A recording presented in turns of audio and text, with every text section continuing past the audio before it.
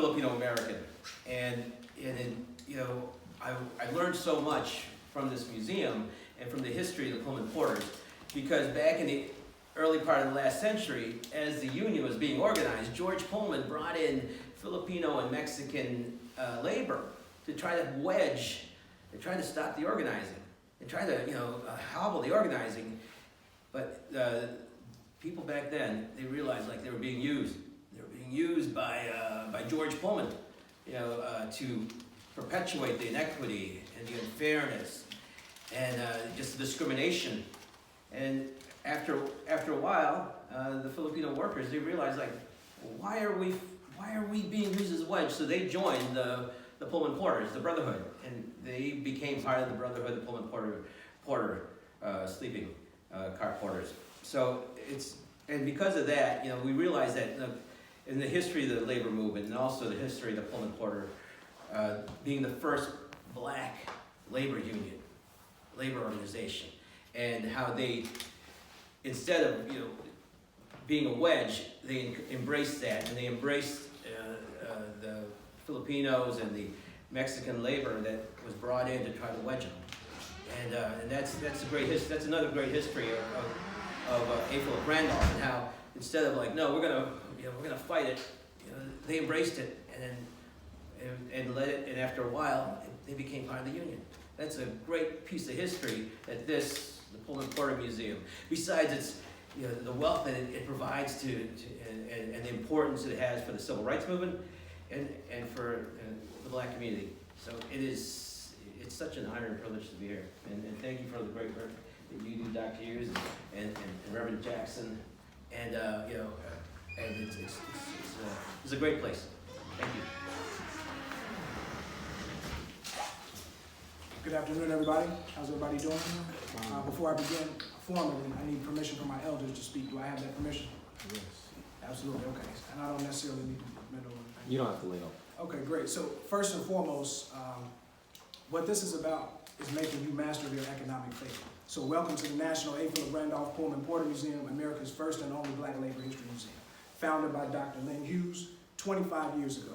So we're on the cusp of our 25th birthday, and we're very, very excited and proud to represent this legacy. Because once again, what this is about is making us all master of our economic fate. This gentleman saw something way before we were even talking about civil rights. He understood that we needed our own equity in our own states.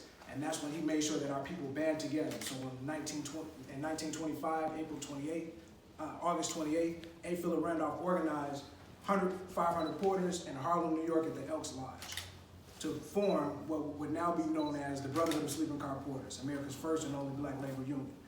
The reason that it's important that we're here today is because as we move forward into the new millennium, it is important that we first and foremost honor our elders and understand the shoulders in which we stand. So with that being the case, the museum is here celebrating our 25th anniversary, but we're working on an expansion plan. And with our expansion plan, we want to make sure that we archive and honor our living legends. So that means our elders who've guided us through the storm, when things got rough with us. People like Reverend Fellows. And make sure that we honor the living legends, like Dr. Jackson. I had the pleasure and honor of being on the youth council when I was a high school student at Kenwood Academy.